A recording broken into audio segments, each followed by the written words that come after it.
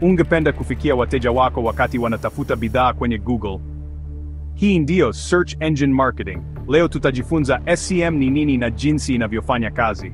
Kwa nini ni muhimu kwa biashara yako? Jinsi ya kwanza leo hivi. Search Engine Marketing SEM ni kutangaza kwenye vifaa vya utafutaji kama Google na Bing.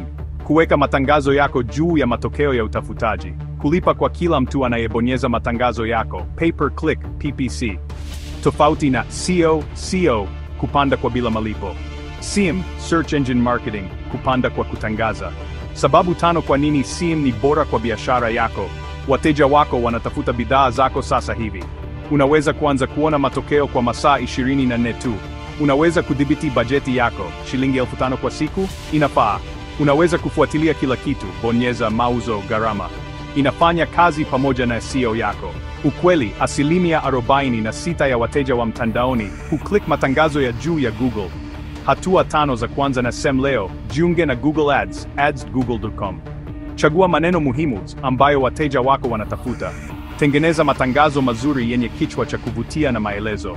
Weka bajeti yako, unaweza kuanza na shilingi 10,000 kwa wiki. Chambua na kuboresha matangazo yako kila siku. Bonus, tumia Google Keyword Planner kujua maneno bora ya kutumia. Mbinu 4 za kufanikiwa na SEM. Chagua maneno muhimu sahihi. Wateja wako wanayotumia. Tengeneza ukurasa maalum wa kutua, yaani landing page, ili wateja waweze kununua kwa urahisi. Test matangazo tofauti.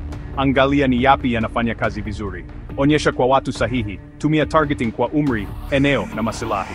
Kumbuka, SEM ni kama duka la mtaani. Ukiwa juu, unaweza kuuza zaidi.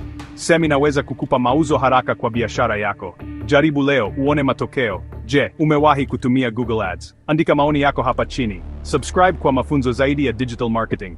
Asante kwa kutazama. SEM, Google Ads, Digital Marketing.